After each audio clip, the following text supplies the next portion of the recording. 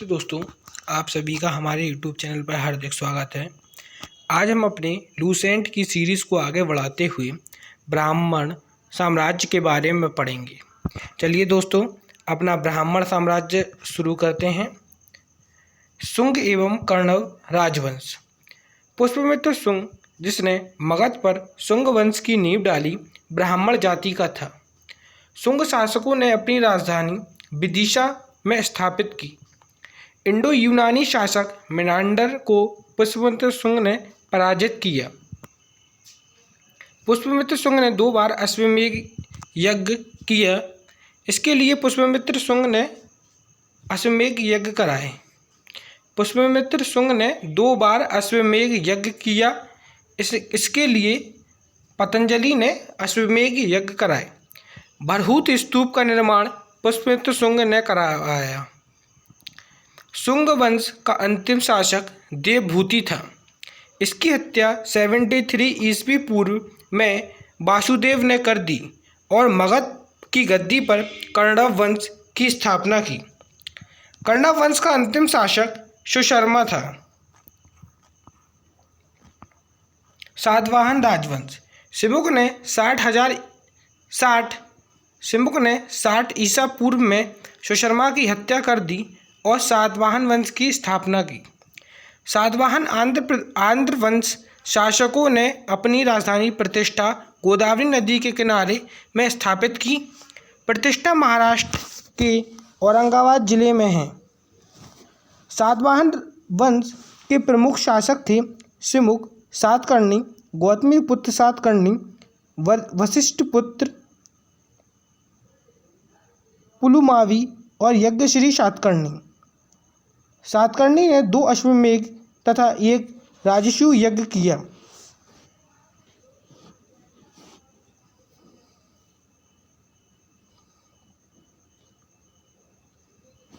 सातवाहन शासकों के समय के प्रसिद्ध साहित्यकार हाल एवं गुड़ियाल थे।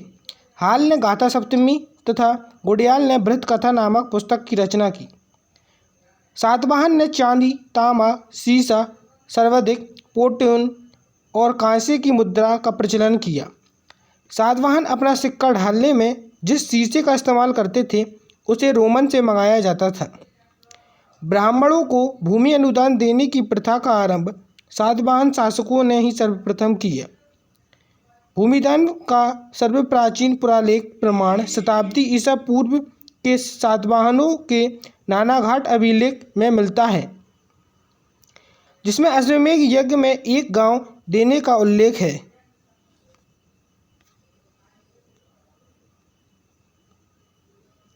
सातवाहनों की राजकीय भाषा प्राकृतिक एवं लिपि ब्राह्मी थी। सातवाहनों में हमें मात्रात्मक ढांचे का आभास मिलता है। उनके राजा के नाम उनकी माताओं के नाम पर रखने की प्रथा थी, जैसे गौतमीपुत्र, वशिष्ठपुत्र आदि। लेकिन सातवाहन राजकुल पितृसत्तात्मक था, क्योंकि राज सिंहासन का उत्तराधिकारी पुत्र ही होता था। सातवाहन शासकों ने ग्रामीण क्षेत्र में प्रशासन का काम गैमलिक को सौंपा। गैमलिक एक सैनिक टुकड़ी का प्रधान होता था, जिसमें 9 रथ, 9 हाथी, 25 घोड़े और 45 पैदल सैनिक होते थे। सातवाहनों की संपूर्ण स्थापत्य कीर्तियाँ हैं। सातवाहनों की महत्वपूर्ण स्थापत्य कीर्तियाँ हैं कार्ले के चैत्य, अजंता एवं एलोरा की गुफाएं का निर्माण एवं अमरावती कला का विकास। सातकर्णी एवं अन्य सभी सातवाहन शासक दक्षिण पथ के स्वामी कहे जाते थे। आंध्र प्रदेश के गुंटूर जिले में स्थित धरणीकोट नामक स्थान सातवाहन युग में धन्यकटक नाम से विख्यात था। यह अमरावती के निकट था। यह कुछ काल तक सातवाहनों की राजधानी रहा। इस नगर की प्रसिद्धि का कारण इसका महत्वपूर्ण व्यापारिक मंडी होना था। यह सातवाहन साम्राज्य के पूर्वी भाग की सबसे बड़ी मंडी थी। यहाँ से उत्तर तथा दक्षिण को अनेक व्यापारिक मार्ग गुजरते थे। महासंधिकों के अधीन यह एक प्रमुख बौद्ध केंद्र के रूप में समृद्ध हुआ, क्योंकि वहाँ के समृद्धि व्यापारियों ने स्तूपों एवं अन्य बौद्ध स्मारकों का निर्माण करवाया। सातवाहन राज्य ने उत्तर और दक्षिण भारत के बीच सेतु का काम किया। चेदी राजवंश कलिंग अशोक की मृत्यु के उपरांत संभवतः प्रथम शताब्दी ईसा पूर्व में कलिंग में चेदी राजवंश का उदय हुआ। इसकी जानकारी हमें हाथी गुम्फा अभिलेख भुवनेश्वर उड़ीसा में मिलती है। खारवेल इस वंश का एक प्रतापी राजा था। खारवेल जैन धर्म का अनुयायी था और उसने जैन मुनियों के लिए उदयगिरी की पहाड़ी में गुफा का निर्माण करवाया था। भारत के यवन राज्य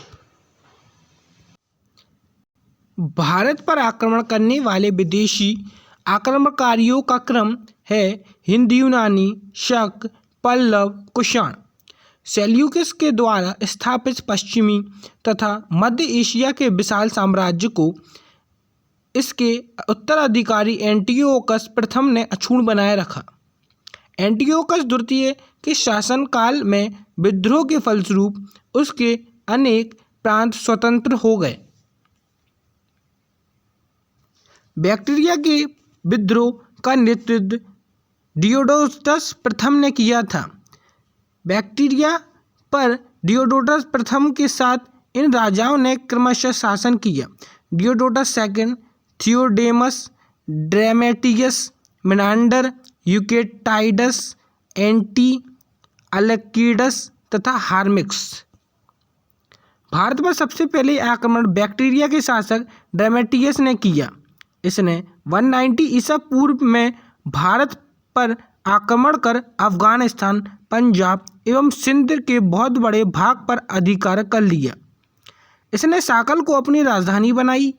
इसे ही हिंदी यूनानी या बैक्ट्रिया यूनानी कहा गया। हिंदी यूनानी शासकों में सबसे अधिक विख्यात मेनांडर 165 से 145 ईसा पूर्व हुआ। इसकी राजधानी साकल आधुनिक सियालकोट शिक्षा का प्रमुख केंद्र था। मेनांडर ने नागसेन नागार्जुन से बौद्ध धर्म की दीक्षा ली। मेनांडर के प्रश्न एवं नागसेन द्वारा दिए गए उत्तर एक पुस्तक के रूप में संग्रहित हैं, जिनका नाम मिलिंदोपंत अर्थात मिलिंद के प्रश्न या मिलिंद प्रश्न हैं। हिंदी यूनानी भारत के पहले शासक हुए जिनके जारी किए गए सिक्कों के बारे में निश्चित रूप से कहा जा सकता है कि सिक्के किन राजाओं के हैं। भारत में सबसे पहले हिंदी यूनानी ने ही सोने के सिक्के जारी किए। हिंदी यूनानी शासकों ने भारत के पश्चिमोत्तर सीमा प्रांत में यूनानी की प्राचीन कला चलाई, जिसे हेलेनिस्टिक आर्ट कहते हैं। भारत में गंधर कला इसका उत्तम उदाहरण है। यूनानियों ने पर्दे का प्रचलन आरंभ कर भारतीय नाट्य कला के विकास में योगदान दिया। यूनानी पर्दा, चूँकि पर्दा यूनानियों की देन था, इसलिए यह अवनिका के नाम से प्रसिद्ध हुआ। शक यूनानियों के बाद शाक आए। शाकों की 5 शाखाएं थीं और हर शाखा की राजधानी भारत और अफगानिस्तान में अलग अलग भागों में थी। पहली शाखा ने अफगानिस्तान, दूसरी शाखा ने पंजाब राजधानी तक्षशिला, तीसरी शाखा ने मथुरा, चौथी शाखा ने पश्चिमी भारत एवं 5वीं शाखा ने ऊपरी दक्कन पर प्रभुत्व स्थापित किया। प्रथम शाक राजा मऊ था। शाक मूलतः मध्य एशिया के निवासी थे और चारधागा की खोज में भारत आए थे। 58 ईसा पूर्व में उज्जैन के एक स्थानीय राजा ने शाकों को पराजित कर बाहर खदेड़ दिया और विक्रमादित्य की उपाधि धारण की। शाकों पर विजय के उपलक्ष्य में 58 ईसा पूर्व में एक नया संवत विक्रम संवत के नाम से प्रारंभ हुआ। इसी समय से विक्रमादित्य एक लोकप्रिय उपाधि बन गई, जिसकी संख्या भारतीय इतिहास में 14 तक पहुंच गई। गुप्त सम्राट चंद्रगुप्त द्वितीय सबसे अधिक विख्यात विक्रमादित्य था।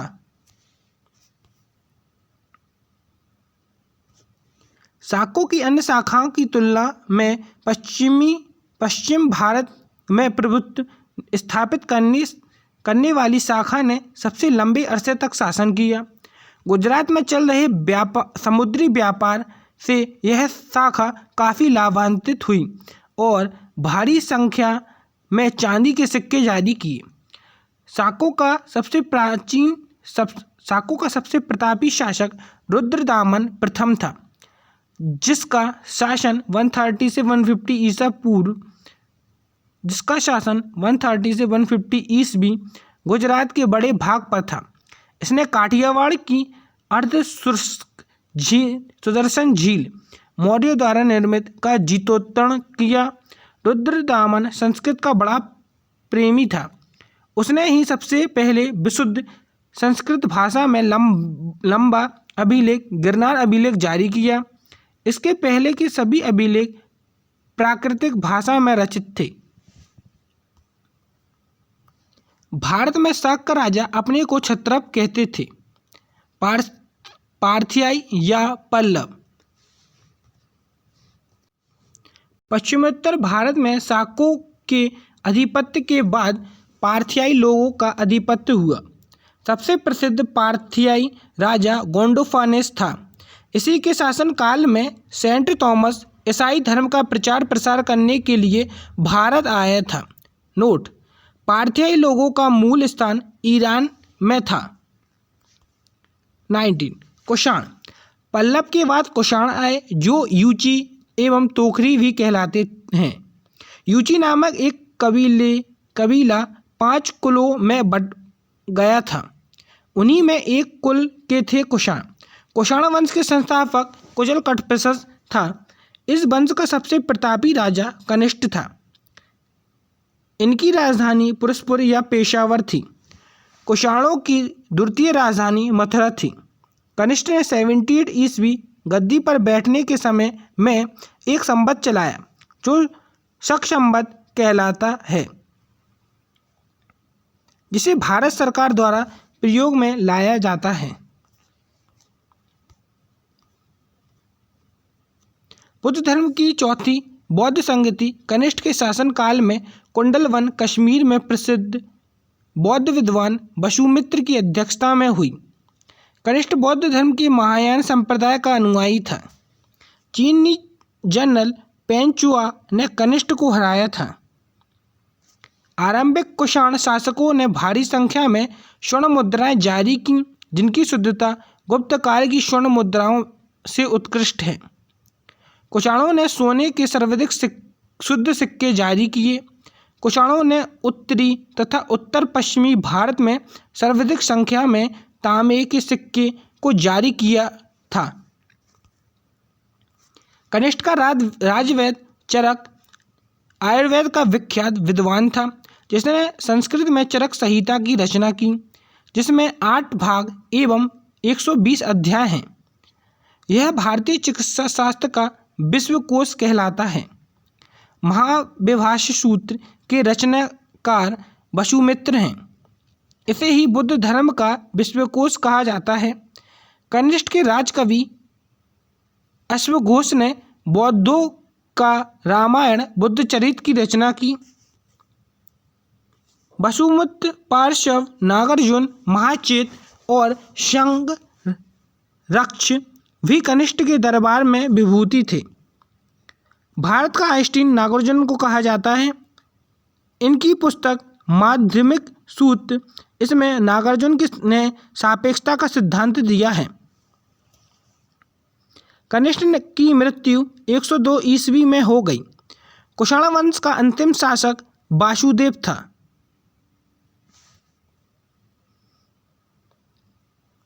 कुषाण राजा देवपुत्र कहलाते थे। यह उपाधि कुषाणों ने चीनियों से ली। गांधार शैली एवं मथुरा शैली का विकास कनिष्ठ के शासनकाल में हुआ था। मथुरा संग्रहालय में कुषाणकालीन मूर्तियों का संग्रह अधिक मात्रा में है।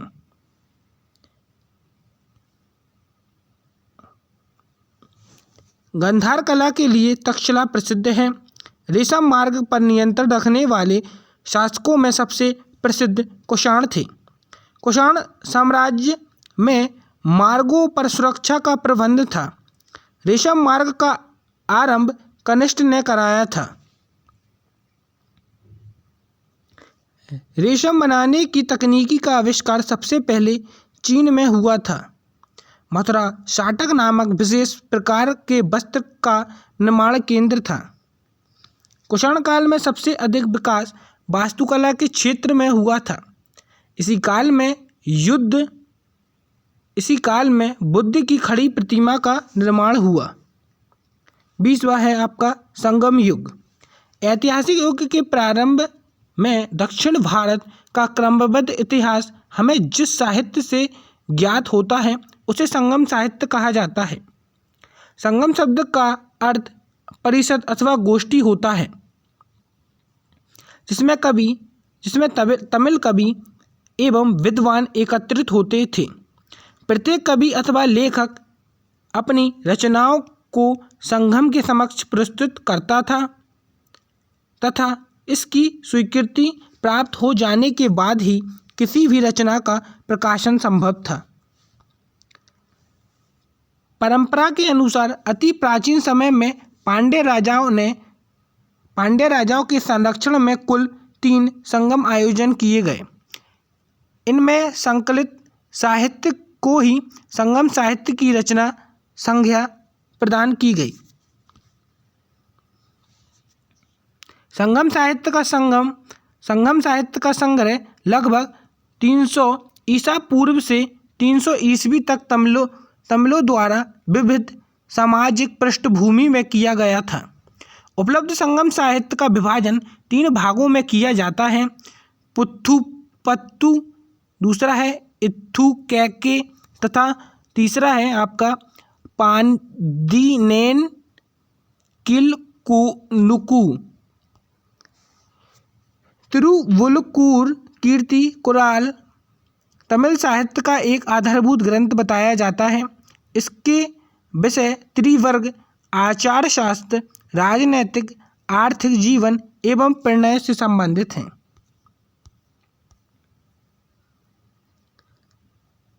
तमिल किंवदंतियों के अनुसार प्राचीन दक्षिण भारत में 3 संगमों का आयोजन किया गया था, जिसे मुच्चंगम कहा जाता था। 3 संगम ये थे: प्रथम संगम, मध्य संगम, दूसरा संगम एवं अंतिम संगम, तीसरा संगम।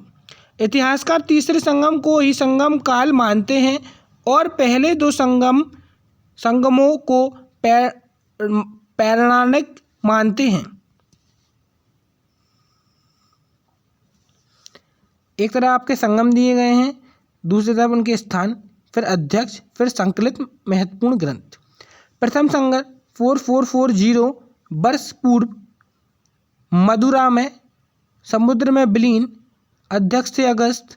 संकलित महत्वपूर्ण ग्रंथ हैं आपके अकिट्यम, परिदपादल, मुदुनैर, मुदुकुरु तथा कलारी अबैरी। कोई भी इसमें उपलब्ध नहीं है।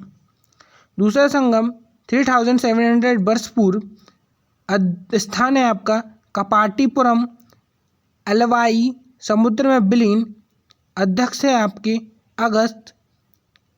संकलित महत्वपूर्ण ग्रंथ हैं आपके तोल्कापियम, तमिल व्याकरण रचनाकार तोल्कापियम। तीसरा है आपका 1850 वर्ष पूर्व, स्थान है आपका मदुरा, अध्यक्ष है नक्किर्रा।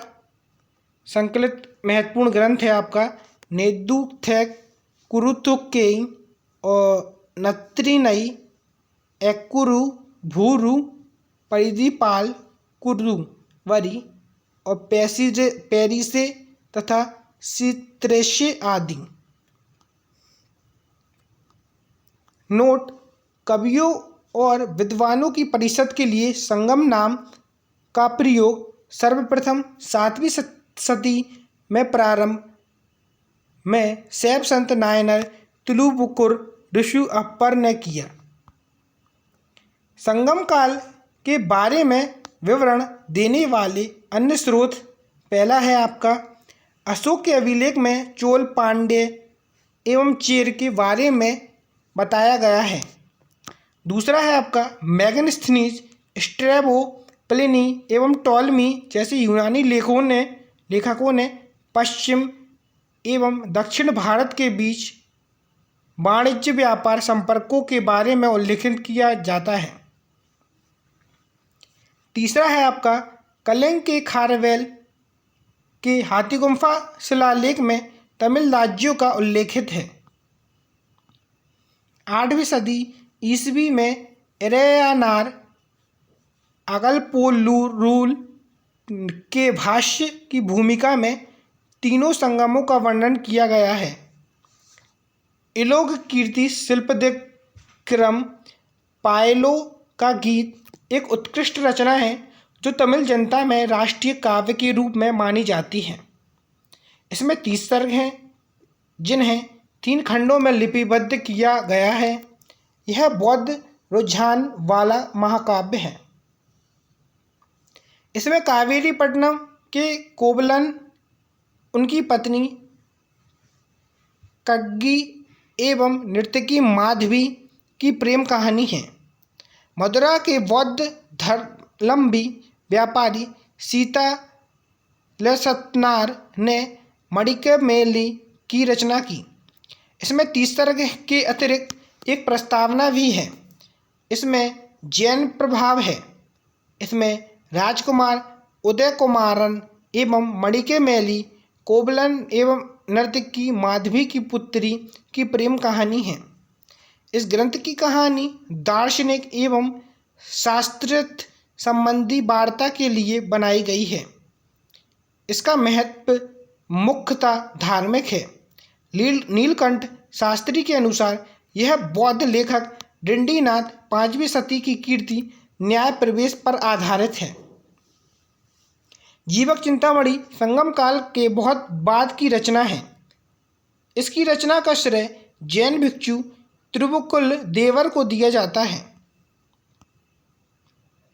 कहा जाता है कि तिरुवक्कुलर देवर पहले चोल राजकुमार था जो बाद में जैन भिक्षु बन गया। तोल्काप्पियम तमिल व्याकरण है। 5वीं सदी के बाद बहुत सी प्रसिद्ध तमिल रचनाएं नैतिक एवं दार्शनिक उद्देश्यों में लिखी गई। इनमें तिरुवल्लुवार की तिरुक्कुलर सबसे प्रसिद्ध है। रामकथा के अनेक तमिल संस्करण हैं जिनमें सबसे प्रसिद्ध कम्मन की इरामवतारम है।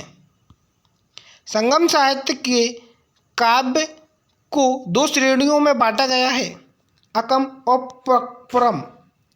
अकम काव्यों का मूल विषय प्रेम प्रसंग है, जबकि पुरम काव्यों का विषय युद्ध है। संगम साहित्य में हमें तमिल प्रदेश के 3 राज्यों चोल, चेर तथा पांड्यों का विवरण प्राप्त होता है।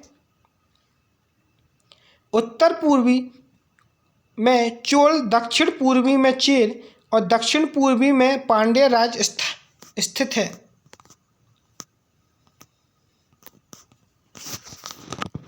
संगम युगीन राज्यों में सर्वाधिक शक्तिशाली चोलों का राज्य था। यह पेन्नार तथा दक्षिणी वेल्लूर नदी के बीच स्थित था। इसका सबसे प्रतापी राजा करिकाल था। करिकाल ब्राह्मण मतनुयायी था। इसने ब्राह्मण धर्म को राजकीय संरक्षण प्रदान किया। पत्नी पैपले में करिकाल के जीवन और सैन्य अधिग्रहण को दर्शाया गया है। संगम साहित्य में विभिन्न कवियों में विष्णु युद्ध का उल्लेख मिलता है, जिसमें करिकाल ने पांड्य तथा चेर सहित 11 राजाओं को पराजित किया था। उसने पुहर या कावेरी पत्तनम शहर की स्थापना की और अपनी राजधानी उरैयूर से कावेरीपट्टनम में स्थानांतरण की। इसने कावेरी नदी के मुहाने पर बांध बनवाया तथा सिंचाई करने के लिए नहरों का निर्माण करवाया। पेरुनापुपादे में करिकाल को संगीत के सप्त स्वरों का विशेषज्ञ बताया गया है।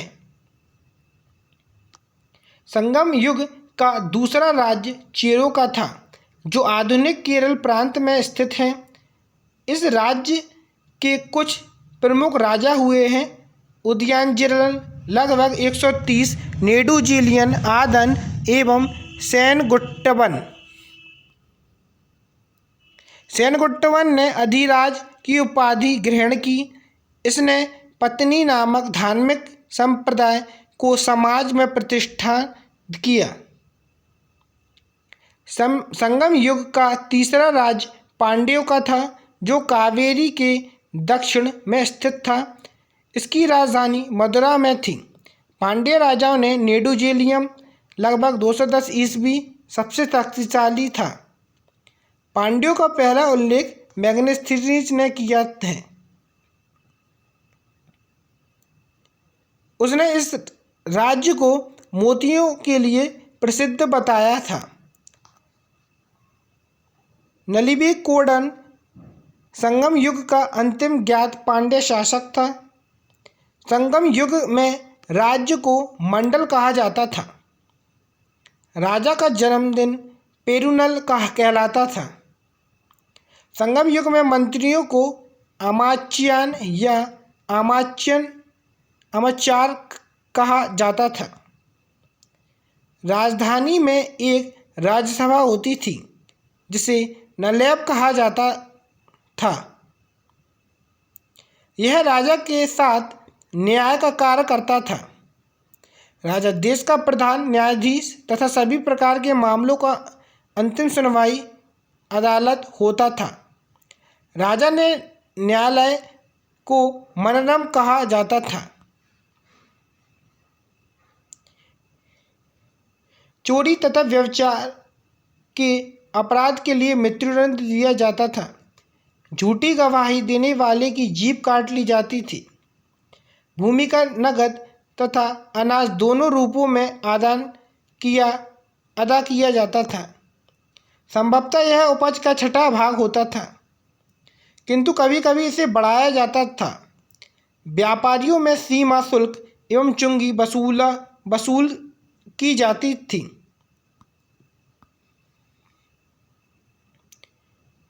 सेना के सेनापति को एनआरडी की उपाधि दी जाती थी।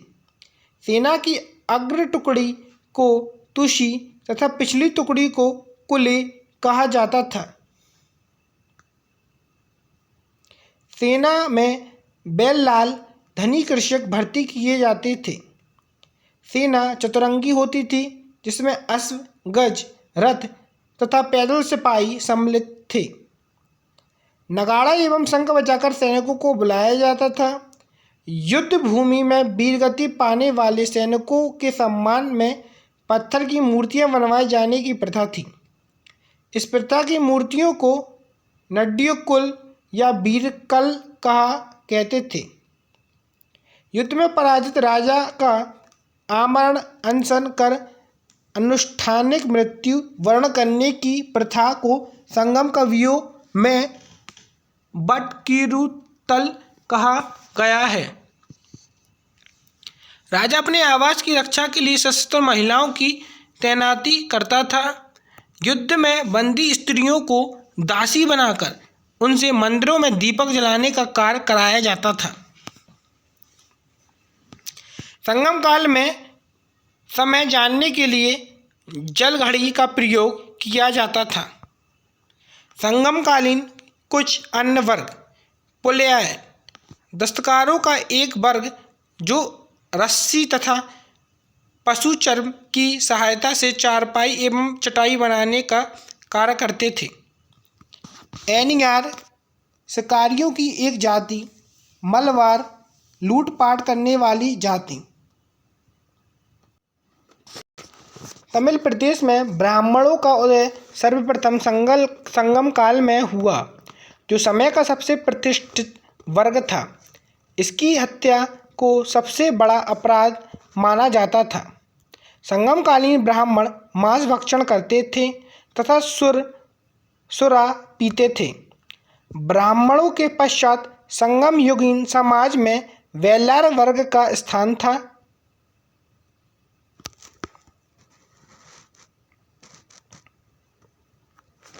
इसका मुख्य पेशा कृषि फार्म था। बेल्लार के प्रमुख को वेलिर कहा जाता था। खेतों में काम करने वाले मजदूरों को कडेसियार कहते थे। संगम साहित्य में व्यापारी वर्ग को वैनिगार कहा गया है। संगम साहित्य में दास प्रथा के अस्तित्व का प्रमाण नहीं मिलता है। तोल्काप्पियम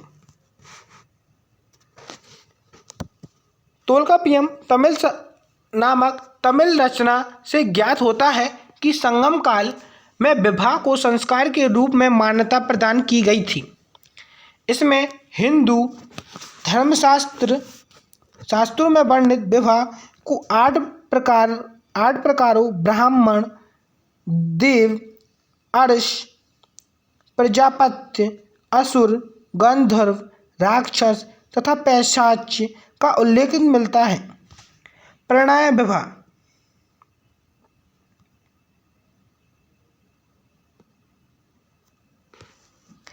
विवाह की मान्यता दी गई थी, जिसे पंचतीर्णय कहा गया है। एक पक्षीय प्रणय को कैकर्णी व अनुचित प्रणय को पैरुंद्रणी कहा गया है। संगम काल में चावल मुख्य खाद्यान्न था। इसे दूध में मिलाकर सांभर नामक खाद्य तैयार किया जाता था। नर्तकियों व गायकों के दल घूम घूम कर लोगों का मनोरंजन किया करते थे। संगम साहित्य इन्हें पणनार व विडोलियर कहा गया है। तमिल साहित्य में मच्चेलियार तथा ओवलियार जैसी कवित्रियों की चर्चा हुई है, जिससे स्पष्ट है कि इस काल में स्त्रियां सुरक्षित थीं।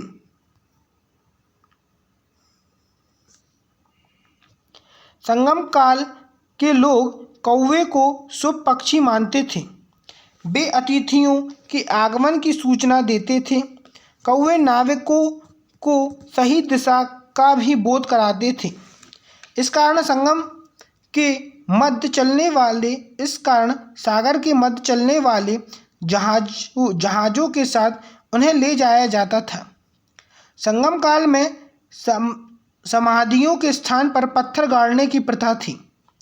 इन्हें वीरगल अथवा वीरप्रस्थ कहा जाता था। इनकी पूजा भी होती थी। प्रायः युद्ध में वीरगति प्राप्त सैनिकों के सम्मान में गाड़े खड़े किए जाते थे। संगम काल में चोलों की समृद्धि का मुख्य कारण उनका सुविकसित वस्त्रोद्योग था। पांड्य राज्य में कोकई, सलियूर एवं चैर राज्य में बंदर प्रमुख बंदरगाह था। कोकई मोती खोजने की प्रमुख पत्तन था। कोरोमंडल समुद्र तट पर पौंडीचेरी से 3 किलोमीटर दक्षिण में स्थित अरिकमेडु चोल वंश का एक प्रमुख बंदरगाह था। इस बंदरगाह से रोम के साथ व्यापार होता था। 1945 में हुई यहाँ की खुदाई से एक विशाल दोमन बस्ती का पता चला है। यहाँ मनकों के निर्माण का कारखाना भी था। पेरिप्लस में आर्किमेडू को पैडोक कहा गया है। संगम काल में ही मिस्र के एक नाविक हिप्पोलस ने मानसून हवाओं के सहारे बड़े जहाज़ों से सीधे समुद्र पार कर सकने की विधि खोजी। तमिल देश का प्राचीन देवता मुरुगन था।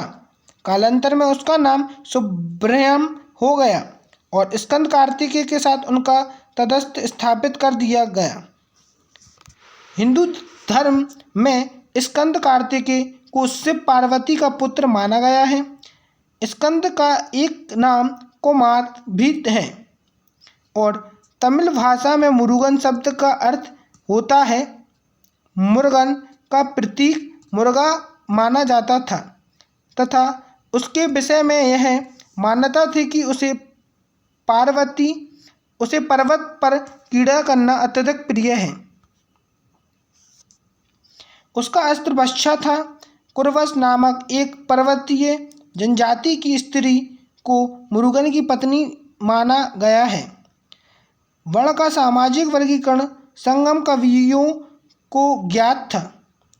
संगम साहित्य में पवित्र या जादुई शक्तियों में विश्वास जताया गया है, जिसे अनुक कहा जाता है।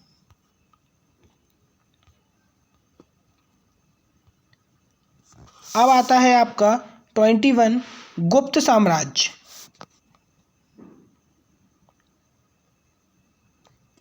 गुप्त साम्राज्य का उदय तीसरी शताब्दी के अंत में प्रयाग के निकट कौशाम्बी में हुआ। गुप्त लोग कुषाणों के सामंत थे। गुप्त वंश का संस्थापक श्रीगुप्त 240 से 280 ईस्वी था। श्रीगुप्त का उत्तराधिकारी घटोत्कच 280 से 320 ईस्वी हुआ। गुप्त वंश का प्रथम महान सम्राट चंद्रगुप्त प्रथम था। यह 320 ईस्वी में गद्दी पर बैठा। इसने लिच्छवी राजकुमारी कुमार देवी से विवाह किया। इसने महाराजा धीराज की उपाधि धारण की। गुप्त संवत 319 से 320 ईस्वी की शुरुआत चंद्रगुप्त प्रथम ने की। चंद्रगुप्त प्रथम का उत्तराधिकारी समुद्रगुप्त हुआ, जो 335 ईस्वी में राजगद्दी पर बैठा। इसने आर्यवर्ता के 9 शासकों एवं दक्षिणवर्ता के 12 शासकों को पराजित किया।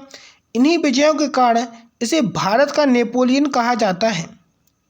इसने अश्वमेधकर्ता, विक्रमांक एवं परम भागवत की उपाधि धारण की। इसे कविराज भी कहा जाता है। समुद्रगुप्त विष्णु का उपासक था।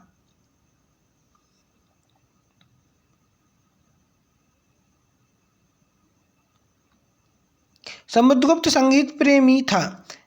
ऐसा अनुमान उसके सिक्कों पर उसे वीणा वादन करते हुए दिखाए जाने से लगाया गया है।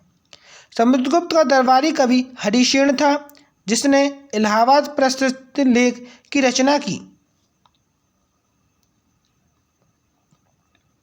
परम भागवत की उपाधि धारण करने वाला प्रथम गुप्त शासक समुद्रगुप्त था। गया एवं नालंदा से मिले 2 तमिल लेख में समुद्रगुप्त को परम भागवत कहा गया है।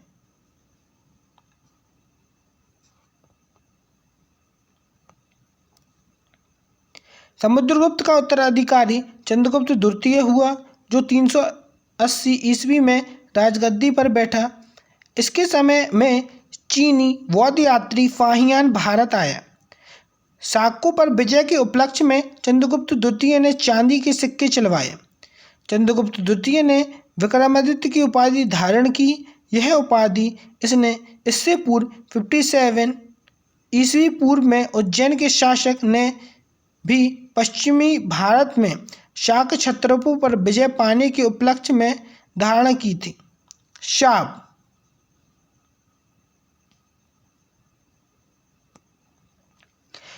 चंद्रगुप्त द्वितीय का राजकवि था। चंद्रगुप्त द्वितीय के समय में पाटलिपुत्र एवं उज्जैनी विद्या का प्रमुख केंद्र थे। अनुसूचियों के अनुसार चंद्रगुप्त द्वितीय के दरबार में 9 विद्वानों की एक मंडली निवास करती थी, जिसे नवरत्न कहा गया। महाकवि कालिदास संभवतः इसमें अग्रणी थे। कालिदास के अतिरिक्त इसमें धन्वंतरि, षट्पणिक, फलित, ज्योतिषी के विद्वान अमर सिंह, कोशाकार, शंकु, वास्तुकार, वेताल भट्ट, घंटकपाल, बारामिहिर, खगोल विज्ञानी एवं बररुचि जैसे विद्वान थे। चंद्रगुप्त द्वितीय का संधि विग्रह सचिव वीरसेन शैव मतलम्बी था, जिसने शिव की पूजा के लिए उदयगिरी पहाड़ी पर एक गुफा का निर्माण करवाया था। वीरसेन व्याकरण, न्याय, मीमांसा एवं शब्द का प्राखंड पंडित तथा एक कवि भी था। चंद्रगुप्त द्वितीय का उत्तराधिकारी कुमार फर्स्ट या गोविंद गुप्त 415 से 454 ईस्वी हुआ। नालंदा विश्वविद्यालय की स्थापना कुमार गुप्त प्रथम ने की थी। नालंदा का मठीय विश्वविद्यालय एक महाविहार है क्योंकि यह विभिन्न आकारों में अनेक मठों का संकुल है। नालंदा के बारे में अधिकांश जानकारी चीनी यात्री हेंशोंग के अभिलेख पर आधारित है। इसमें कहा गया है कि एक मठ की नींव कुमारगुप्त फर्स्ट द्वारा 5वीं शताब्दी में डाली गई थी और यह निर्माण कार्य परावर्तित सम्राटों के शासनकाल में भी चलता रहा, जिन्होंने इस विलक्षण विश्वविद्यालय का कार्य संपन्न किया। इस बात के प्रमाण मिलते हैं कि बौद्ध धर्म के सभी 3 संप्रदायों त्रेतावाद, महायान और वज्रयान के सिद्धांत यहाँ पढ़ाए जाते थे। चीन, तिब्बत, श्रीलंका, थाईलैंड, बर्मा और अनेक अन्य देशों के बौद्ध भिक्षु बौद्ध धर्म की शिक्षा प्राप्त करने के लिए नालंदा एवं इसके आसपास स्थित बोधगया तथा कुकिहार आदि केंद्रों में आते थे। कुमार फर्स्ट का उत्तराधिकारी स्कंदगुप्त 455 से 467 हुआ। स्कंदगुप्त ने गिरनार पर्वत पर स्थित सुदर्शन झील का पुनरुद्धार किया।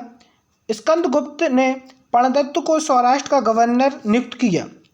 स्कंदगुप्त के शासनकाल में ही हूणों का आक्रमण शुरू हो गया। अंतिम गुप्त शासक विष्णुगुप्त था। गुप्त साम्राज्य की सबसे बड़ी प्रादेशिक इकाई देश थी, जिसके शासक को गोपना कहा जाता था।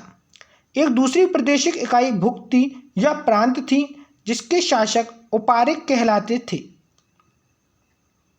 नीचे के भुक्ति के नीचे विषय या जिला नामक प्रशासनिक इकाई होती थी, जिसके प्रमुख विषयपति कहलाते थे। पुलिस विभाग के साधारण कर्मचारियों को चाट भाट कहा जाता था। पुलिस विभाग का मुख्य अधिकारी दंडपाशिक कहलाता था।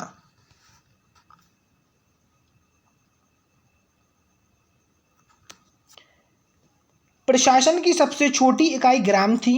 ग्राम का प्रशासन ग्राम सभा द्वारा संचालित होता था। ग्राम सभा का मुखिया ग्रामिक कहलाता था एवं अन्य सदस्य मेहत्तर कहलाते थे। ग्राम समूह की छोटी इकाई को पेट कहा जाता था। गुप्त शासक को कुमारगुप्त के दामोदर पुत्र ताम्रपत्र में भूमि बिक्री संबंधी अधिकारियों की क्रियाकलापों का उल्लेख है। भू राजस्व कुल उपज का 1/4 भाग से 1/6 भाग हुआ करता था। गुप्त काल में बलात् श्रम विशिष्ट राजा के लिए आय का एक स्रोत माना जाता था। इसे जनता द्वारा दिया जाने वाला कर भी माना जाता था। आर्थिक उपयोगिता के आधार पर निम्न प्रकार की भूमियां थीं। पहला है आपका क्षेत्र। कृषि करने योग्य भूमि, वस्तु वास करने योग्य भूमि, चारागाह भूमि, पशुओं के चारा योग्य भूमि, सिल ऐसी भूमि जो जोतने योग्य नहीं होती थी। अपरस्त ऐसी भूमि जो जंगली होती थी। सिंचाई के लिए राहट या घंटी यंत्र का प्रयोग होता था। श्रेणी के प्रधान को ज्येष्ठक कहा जाता था। गुप्त काल में उज्जैन सर्वाधिक महत्वपूर्ण व्यापारिक केंद्र था। गुप्त राजा ने सर्वाधिक स्वर्ण मुद्राएं जारी की। इनकी स्वर्ण मुद्राओं के अभिलेखों में दिनार कहा गया है। इनकी स्वर्ण मुद्राओं को अभिलेखों में दिनार कहा गया है। गुजरात के बाद गुप्त राजाओं ने बड़ी संख्या में चांदी के सिक्के जारी किए जो केवल स्थानीय लेन देन में चलते थे।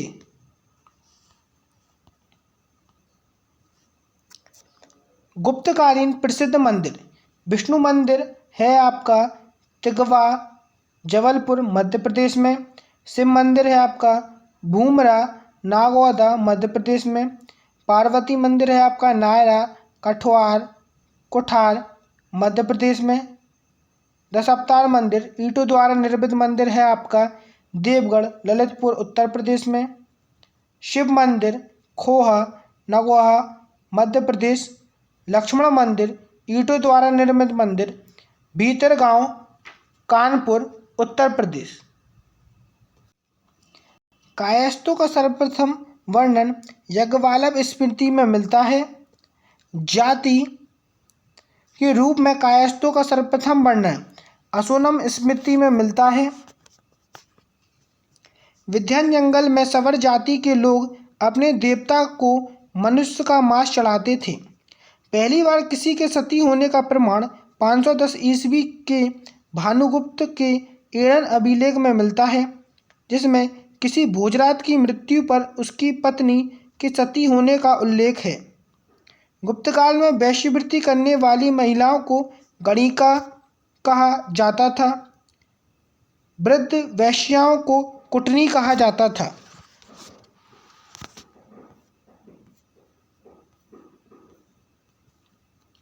गुप्त साम्राज्य वैष्णव धर्म के अनुयायी थे तथा उन्होंने इसे राजधर्म बनाया था। विष्णु का वाहन गरुड़ गुप्तों का राज चिन्ह था। गुप्त काल में वैष्णव धर्म संबंधी सबसे महत्वपूर्ण अवशेष देवगढ़ जिला ललितपुर का दशावतार मंदिर है। यह बेतवा नदी के तट पर स्थित है। अजंता में निर्मित कुल 29 गुफाओं में से वर्तमान में केवल 6 ही शेष हैं, जिनमें गुफा संख्या 16 एवं 17 ही गुप्तकालीन हैं। इसमें गुफा संख्या 16 में उत्कृष्ट मरणासन राजकुमारी का चित्र प्रशंसनीय है। गुफा संख्या 17 के चित्र को चित्रशाला कहा गया है। इस चित्रशाला में बुद्ध के जन्म, जीवन, महाविष्क्रमण एवं महापरिनिर्वाण की घटनाओं से संबंधित चित्र उद्धृत किए गए हैं। अजंता की गुफाएं बौद्ध धर्म की महायान शाखा से संबंधित हैं। गुप्त काल में निर्मित अजंता की गुफा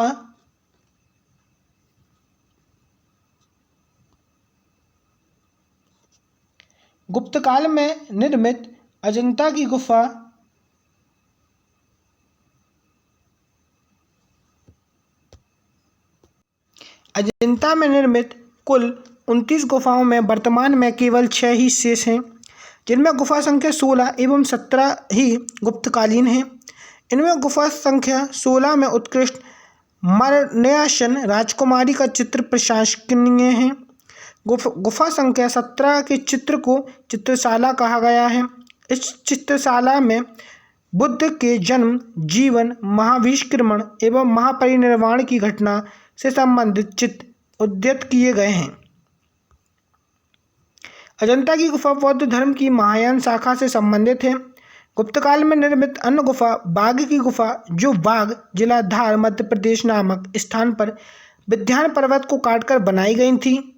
गुप्त काल में विष्णु शर्मा द्वारा लिखित पंचतंत्र संस्कृत को संसार का सर्वाधिक प्रचलित ग्रंथ माना जाता है। बाइबल के बाद इसका स्थान दूसरा है। इसे 5 भागों में बांटा गया है।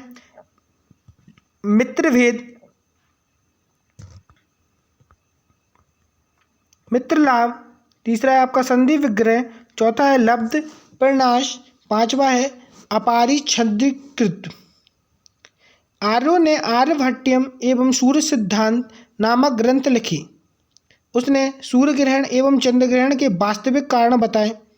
आर्यभट्ट पहला भारतीय नक्षत्र वैज्ञानिक थे जिसने घोषणा की कि पृथ्वी अपनी धुरी पर घूमती है। बारहमहीन ने बृहत संहिता, पंच सिद्धांत, बृहत जातक एवं लघु जातक की रचना की। बृहद संहिता में नक्षत्र विद्या, वनस्पति शास्त्र, प्राकृतिक इतिहास और भौतिक भूगोल के विषय पर चर्चा की गई है। ब्रह्मगुप्त इस युग के महान नक्षत्र वैज्ञानिक एवं गणितज्ञ थे।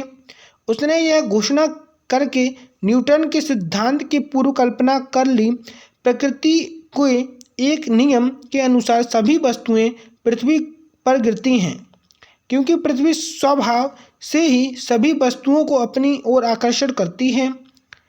संग्रहणी सूत्र एक ब्राह्मण संबंधी ग्रंथ है, जिसकी रचना 12वीं शताब्दी में हुई थी, जिसमें ब्रह्मांड की रचना और अंतरिक्ष के बारे में अवधारणाएं शामिल हैं। गुप्त काल में पलवकर्णव ने पशु चिकित्सा पर हस्त आयुर्वेद लिखा। नवीनतम की रचना गुप्त काल में की गई है। इस पुस्तक में नुस्खे, सूत्र और उपचार विधियां दी गई हैं। पुराणों की वर्तमान रूप में रचना गुप्त काल में हुई।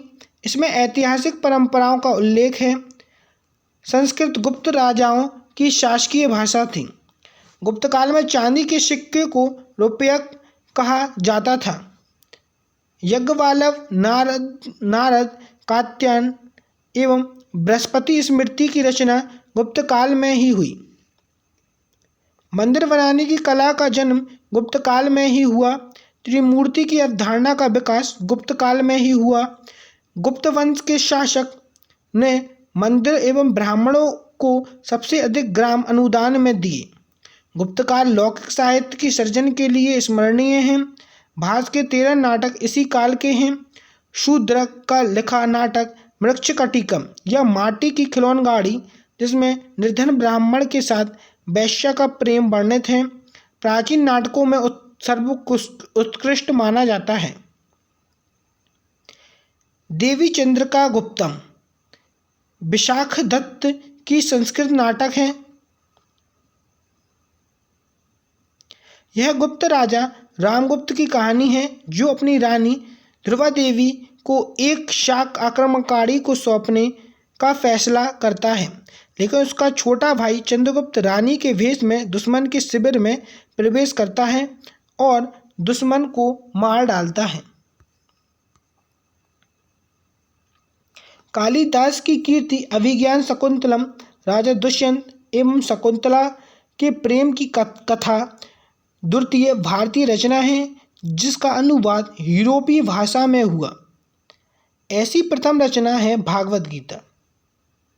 सांस्कृतिक उपलब्धियों के कारण गुप्त काल को भारतीय इतिहास का स्वर्ण युग कहा जाता है। नगरों का क्रमिक पतन गुप्त काल की महत्वपूर्ण विशेषता थी। वाकाटक साम्राज्य, वाकाटक राजवंश। वाकाटक राजवंश की स्थापना 255 ईस्वी के लगभग विद्याशक्ति नामक व्यक्ति ने की थी। इसके पूर्वज सातवाहनों के अधीन 12 विदर्भ के स्थानीय शासक थे। विद्याशक्ति के पश्चात उसका पुत्र प्रवरसेन 275 से 335 ईस्वी शासक हुआ। वाकाटक वंश का वह अकेला ऐसा शासक था जिसने सम्राट की उपाधि धारण की थी। पुराणों से पता चलता है कि इसने 4 अश्वमेध यज्ञ किया था। प्रवरसेन के पश्चात वाकाटक साम्राज्य 2 शाखाओं में विभक्त हो गया, प्रधान शाखा तथा वायसीय बरगुल्लम शाखा। दोनों शाखाओं ने समांतर रूप से शासन किया। प्रधान शाखा के प्रमुख राजा रुद्रसेन प्रथम 335 से 360 ईस्वी में प्रभावती गुप्त का संरक्षण काल 390 से 410, प्रवरसेन द्वितीय 410 से 440 ईस्वी, नरेंद्र सेन 440 से 460 ईस्वी, पृथ्वी सेन द्वितीय 460 से 480 ईस्वी।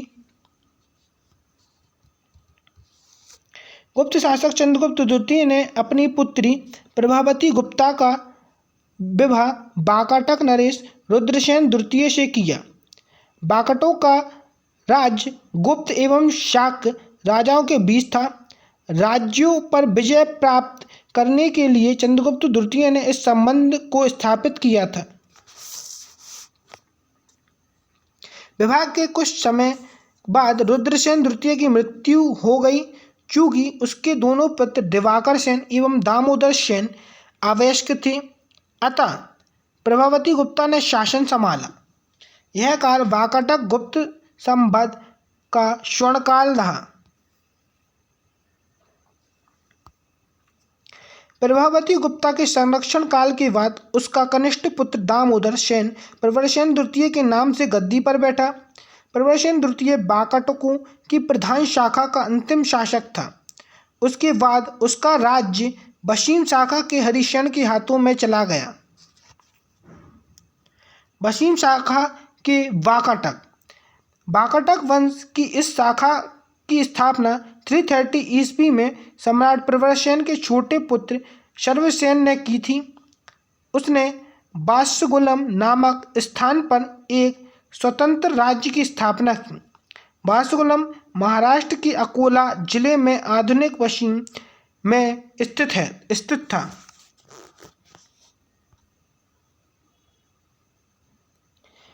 वसीम शाखा के प्रमुख राजा सर्वसेन विध्यांशक्ति द्वितीय 350 से 340, प्रवरसेन द्वितीय 400 से 415 ईस्वी, हरिसेन 475 से 510 ईस्वी। हरिसेन वसीम शाखा का सर्वाधिक शक्तिशाली शासक था। यह वाकाटक वंश का अंतिम ज्ञात शासक था। वाकाटक वंश का राजा प्रवरसेन द्वितीय ने मराठी प्राकृतिक काव्य सेतुबंध की रचना की तथा सर्वसेन ने हरिविजय नामक प्राकृतिक काव्य ग्रंथ लिखा। संस्कृति में वैदर्भी शैली का पूर्ण विकास वाकाटक नरेशों के दरबार में हुआ। कुछ विद्वानों का मत है कि चंद्रगुप्त द्वितीय के राजकवि कालिदास ने कुछ समय तक प्रवरसेन द्वितीय की राज्यसभा में निवास किया।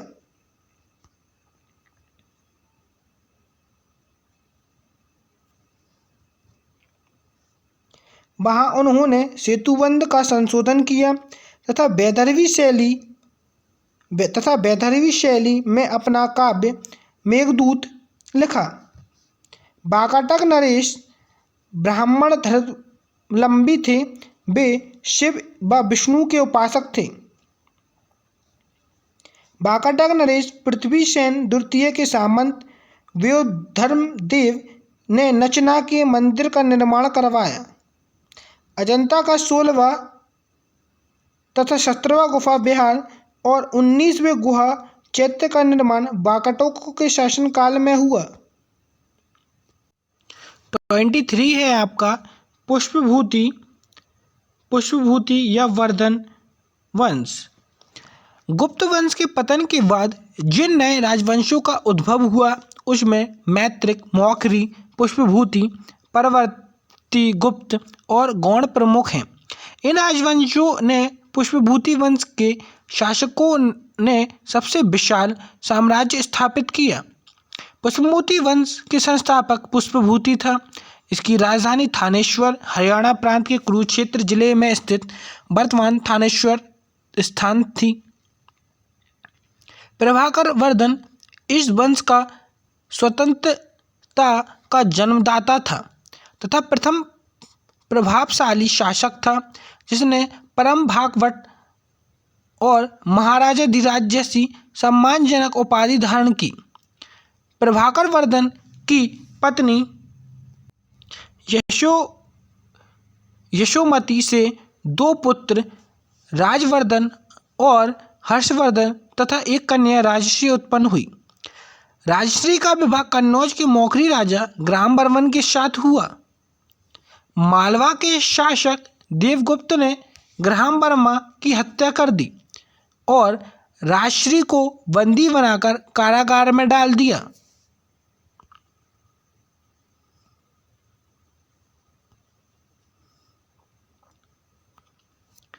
राजवर्धन ने देवगुप्त को मार डाला, परंतु देवगुप्त के मित्र गौड़ नरेश शासक ने धोखा देकर राजवर्धन की हत्या कर दी।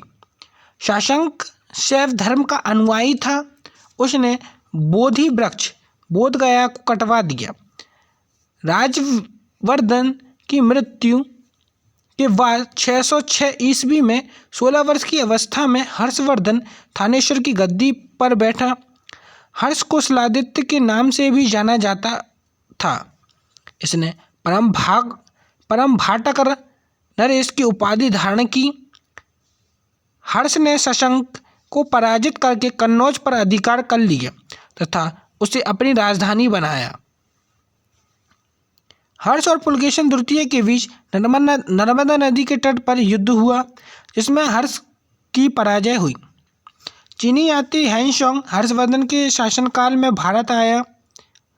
हेनसोंग को यात्रियों का राजकुमार, नीति का पंडित एवं वर्तमान शाक्यमुनि कहा जाता है। वह नालंदा विश्वविद्यालय में पढ़ने एवं बौद्ध ग्रंथों संग्रह करने के उद्देश्य से भारत आया था।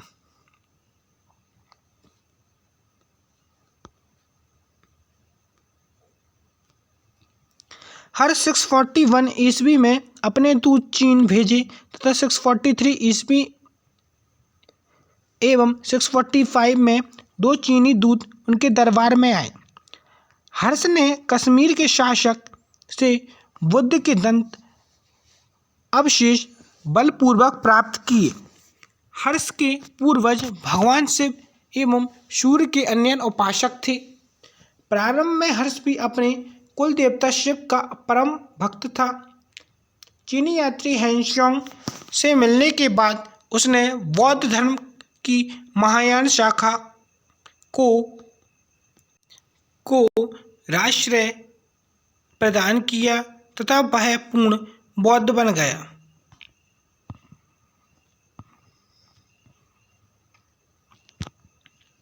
हर्ष के समय में नालंदा महाविहार महायान बौद्ध धर्म की शिक्षा का प्रधान केंद्र था। हर्ष के समय में प्रयाग में प्रति 5वें वर्ष एक समारोह आयोजित किया जाता था, जिसे महामोक्ष परिषद कहा जाता था। हेनसोंग स्वयं 6वें समारोह में सम्मिलित हुआ। बाणभट्ट हर्ष के दरबारी कवि थे। उन्होंने हर्षचरित एवं कादम्बरी की रचना की। बाणभट्ट के गुरु बुरुच थे। प्रियदर्शिका, रत्नावली तथा नागानंद नामक 3 संस्कृत नाटक ग्रंथों की रचना हर्ष ने की थी। कहा जाता है कि धाबक नामक कवि ने हर्ष से पुरस्कार लेकर उसके नाम से ये 3 ग्रंथों नाटक लिखे दिए। हर्ष को भारत का अंतिम हिंदू सम्राट कहा गया है, लेकिन वह ना तो कट्टर हिंदू था और ना ही सारे देश का शासक ही। हर्ष के अधीनस्थ शासक महाराज अथवा महासामंत कहे जाते थे। हर्ष के महामंत्री परिषद के मंत्री को सचिव या अमात्य कहा जाता था। प्रशासन की सुविधा के लिए हर्ष का साम्राज्य कई प्रांतों में विभाजित था।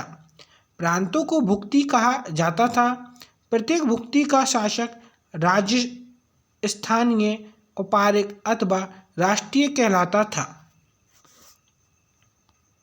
भुक्ति का विभाजन जिलों में हुआ था। जिले की संज्ञा थी विषय, जिसका प्रधान विषयपति होता था। विषय के अंतर्गत कई पाठक आधुनिक तहसील होते थे। ग्राम सभा की सबसे छोटी इकाई ग्राम शासक का प्रधान ग्राम छटपटलिका कहा जाता था। एक तरफ हमें दिए गए हैं हर्ष के अनुसार हर्ष की मंत्री परिषद: भंडी प्रधान सचिव, सिंहनाद प्रधान सेनापति, कुंतल अश्व सेना का प्रधान, स्कंदगुप्त गज सेना का प्रमुख।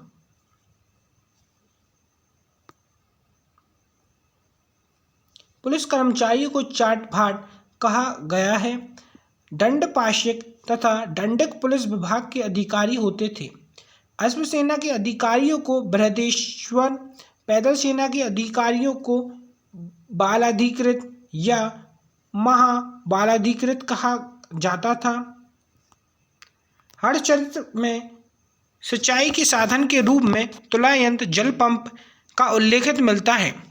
हर्ष के समय में मथुरा सूती वस्त्रों के निर्माण के लिए प्रसिद्ध था। हर्षचरित में प्रांतीय शासक के लिए लोकपाल शब्द आया है।